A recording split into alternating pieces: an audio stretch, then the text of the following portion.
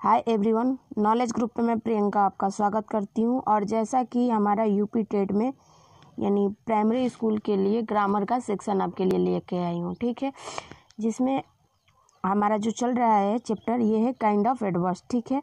तो kind of adverbs में हम डिस्कशन कर रहे हैं, ठीक है। तो सबसे पहले आप लोग बताइए कि आप लोग कैसे हैं, आपकी स्टडी कैसी चल रही है। आई होप कि आप लोग बहुत अच्छे होंगे, आपका स्टडी भी बहुत अच्छा चल रहा होगा, ठीक है। तो हमारा जो टॉपिक है काइंड ऑफ एडवर्ब्स है, ठीक है। तो अगर आपको एडवर्ब या ग्रामर से रिलेटेड आपको वीडियो चाहिए तो नॉलेज ग्रुप प्रियंका के नाम से हमारी चैनल चलती है, उसमें प्राइमरी स्कूल ग्रामर के नाम से प्लेलिस्ट बनी हुई है, आप वहाँ पे जाके इजी वे में पढ़ सकते हैं, ठीक है। आई होप कि ये सेक्शन आपको बहुत ज़्यादा पसंद आए। अगर पसंद आए तो लाइक, शेयर और आप हमारे चैनल को सब्सक्राइब कर लीजिएगा, ठीक है। अगर इसी तरह का लेटेस्ट वीडियो चाहिए तो, ठीक है। तो आप ज़्यादा ना टाइम वेस्ट करते हुए सीधे हम टॉपिक पे आके आपसे बात करेंगे, ठीक है।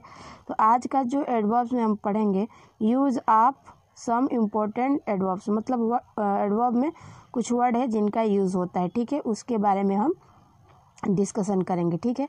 तो वर्ड है हमारा टू, तो इसका हिंदी अर्थ होगा ज़रूरत से ज़्यादा निकलता है, ठीक है। जैसे एग्जांपल है आपके कि Rajneesh is very happy to see you again, मतलब अगली बार से इस बार रजनीश जो है ज़रूरत से ज़्यादा क्या है, हैप्पी है यानी खुश है, ठीक है। दूसरा एग्जांपल देख लीजिए। दूसरा एग्जांपल है the sun is too hot today, आज जो सूरज है बहुत ज़्यादा क्या है, ज़रूरत से ज़्यादा गर्मी पड़ रहा है, ठीक है, गर्म। तीसरा एग्जांपल देख लीजिए, जैसे यू आर टू ब्यूटीफुल, तुम हद से ज़्यादा सुंदर हो, ठीक है। चौथा एग्जांपल देख लीजिए, you are too poor to buy a car, तुम तो हद से ज़्यादा गरीब हो लेकिन एक कार खरीद ली हो, ठीक है।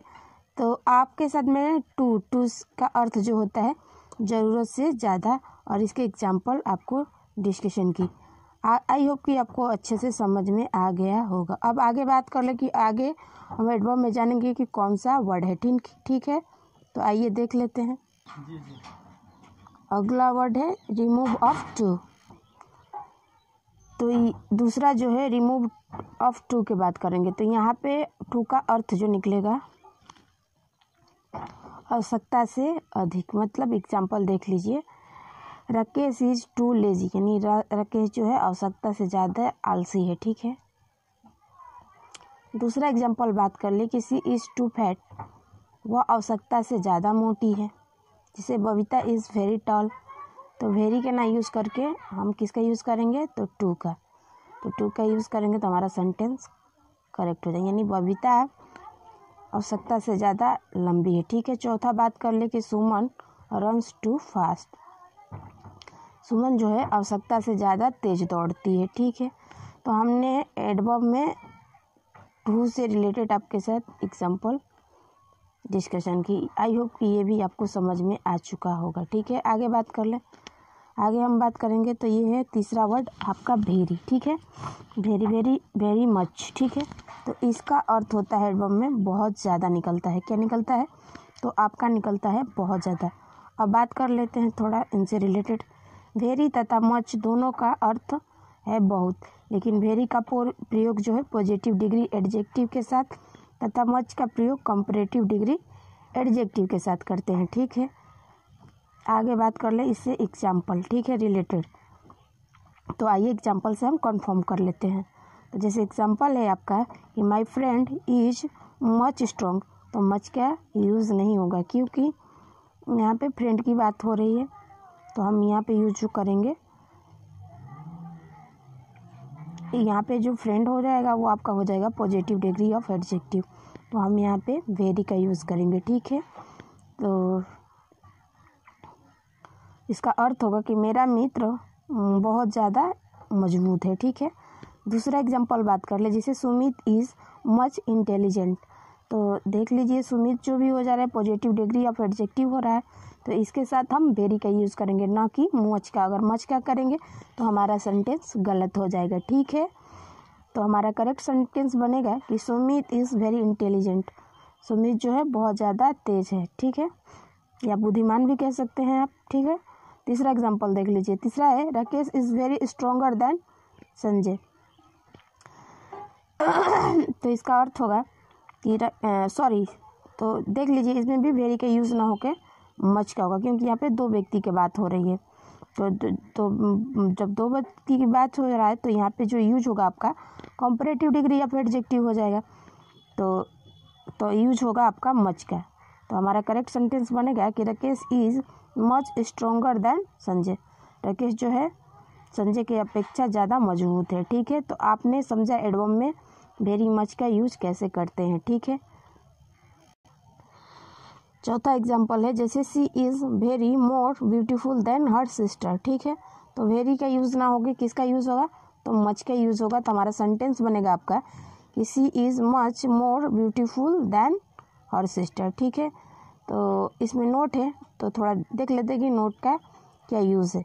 तो नोट का यूज़ है कि वेरी का प्रयोग प्रेजेंट पार्टिसिपल के पहले किया जाता है, जबकि मच का प्रयोग पास्ट पार्टिसिपल के पहले, ठीक है। जैसे एग्जांपल है this is much interesting novel. तो मच का यूज़ ना होगा, आपका यूज़ होगा वेरी का, ठीक है। दूसरा एग्जांपल देख लीजिए that news was much surprising. मतलब वह न्यूज़ जब बहुत ज़्यादा क्या था, सरप्राइजिंग था मतलब। तीसरा एग्जांपल जैसे he was very interested in this matter. तो वेरी का नहीं यूज होकर किसका होगा, तो मच का। तो होगा कि he was much interesting in this matter, ठीक है। तो नोट भी आपको समझ में आ गया होगा। अब बात कर ले अगला जो होगा वर्ड एडवर्ब में बिफोर या एगो। तो इसका अर्थ निकलता है पहले, ठीक है। अब बात कर लेते हैं कि इसका यूज सेंटेंस में हम कैसे करते हैं। तो बिफोर का प्रयोग पास्ट एंड फ्यूचर दोनों में होता है, जबकि एगो का प्रयोग पास्ट टेंस में ही केवल होता है, ठीक है।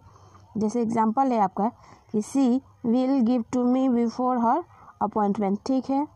तो देख रहे हैं ना, अपॉइंटमेंट की बात हो रही है तो बिफोर का यूज हम करेंगे, ठीक है। हमारा सेंटेंस जो है फ्यूचर में है, ठीक है। तो आपको समझ में आ गया। दूसरा एग्जांपल देखिए the farmer had ploughed the field before it रेन्ड, ठीक है। तो ये थे बिफोर एंड एगो का यूज़ कैसे सेंटेंस में करते हैं, इससे रिलेटेड भी हम आपके साथ एग्जांपल डिस्कशन किए, ठीक है। आगे देख लेते हैं। अब बात कर लेते हैं कि एडवर्ब में हम जो यूज़ करेंगे इनफ। इनफ का अर्थ क्या होता है, तो इनफ का अर्थ जो होगा काफ़ी या पूर्ण मात्रा में निकलता है, ठीक है। जैसे एग्जांपल है कि they are rich enough to help the poor. वे बहुत गरीब आदमियों का, वो बहुत धनी है और काफ़ी मात्रा में गरीबों की मदद करता है, ठीक है। दूसरा एग्जांपल देख लीजिए जैसे he is enough strong to lift the box. तो इनफ स्ट्रॉन्ग का यूज़ ना होकर होगा स्ट्रॉन्ग इनफ का यूज़। तो हमारा करेक्ट सेंटेंस बनेगा आपका कि she is strong enough to lift the box, ठीक है। तीसरा एग्जांपल की बात कर ले जैसे ही रन्स फास्ट इनफ, ठीक है। तो आपको समझ में इनफ से भी रिलेटेड एग्जांपल आ गया होगा, ठीक है। अब आगे बात कर ले। आगे हमारा जो यूज़ होगा एडवर्ब में हार्ड या हार्डली का। तो हार्ड का जो अर्थ होता है कड़ा, ठीक है, या सख्त होता है, ठीक है। और हार्डली का जो अर्थ होता है मुश्किल से, ठीक है। तो एक एक के बारे में हम अच्छे से डिस्कशन करेंगे, ठीक है, एग्जाम्पल के अकॉर्डिंग। तो अब हम बात कर ले, सबसे पहले हम हार्ड पे डिस्कशन करेंगे। तो हार्ड का अर्थ होता है सख्त या कड़ा या मजबूत होता है, ठीक है, या कठोर भी कह सकते हैं आप। तो अब इससे रिलेटेड एग्जांपल डिस्कशन कर लेते हैं। जैसे द बैट इज़ हार्ड, उसका बैट जो है बहुत सख्त या कड़ा है या मजबूत है, ठीक है। अब दूसरा एग्जांपल जैसे hard work always bring success, कठिन परिश्रम करने के बाद व्यक्ति जो है हमेशा सफलता पाता है, ठीक है। अब बात कर ले इसमें हार्डली। हार्डली का यूज कैसे होता है, ठीक है। तो हार्डली का अर्थ होता है मुश्किल से या शायद ही, ठीक है।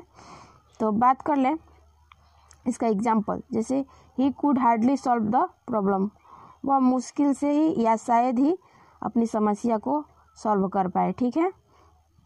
जैसे जया हार्डली वर्क्स, जया जो है कठिन से कार्य करती है, ठीक है। अब हम बात कर लेते हैं एडवर्ब में स्टिल का यूज़ कैसे होता है। तो स्टिल का मतलब अब तक होता है, ठीक है, या एट का भी यूज़ कर सकते हैं, ठीक है, दोनों का अर्थ अब तक ही निकलता है। जैसे एग्जांपल है कि Ruby is still unhappy, Ruby जो है अभी तक अब तक क्या है, दुखी है। दूसरा एग्जांपल देख लीजिए, is the child still weeping. तीसरा एग्जांपल देख लीजिए, Jaya has not reached yet, ठीक। चौथा, Alok has not understanding it yet, मतलब अशोक जो है अभी तक नहीं समझ चुका है, ठीक है। आठवां बात कर ले इसमें, तो एडवर्ब में जस्ट के बारे में बात कर ले। तो जस्ट का अर्थ होता है जस्ट या जस्ट नाउ का थोड़ी देर से पहले। जैसे एग्जांपल है, Sita and Gita have just left the institute, ठीक है। दूसरा एग्जांपल बात कर ले, जैसे Amrita had just taken her dinner. तीसरा एग्जांपल के बात कर ले, जैसे Sita and Riya have left me institute just now, तो हैव का यूज़ नहीं होगा, ठीक है। आगे बात कर ले, आई होप कि ये भी आपको समझ में आ गया है जस्ट या जस्ट नाउ का यूज़ कैसे करते हैं सेंटेंस में। आगे बात कर ले फेयरली या रेदर, तो इसका अर्थ निकलता है सामान्य मात्रा से, ना ज़्यादा और ना ही कम। जैसे एग्जांपल है, ही इज़ फेयरली स्टूपिड, तो फेयरली का यूज़ नहीं होके हम किसका यूज़ करेंगे, तो रेदर, मतलब वह सामान्य मात्रा से ना ज़्यादा ना कम ही स्टूपिड है, ना वो पागल है और ना ही चालाक है, ठीक है। दूसरा एग्जांपल जैसे the novel was rather boring, ठीक है।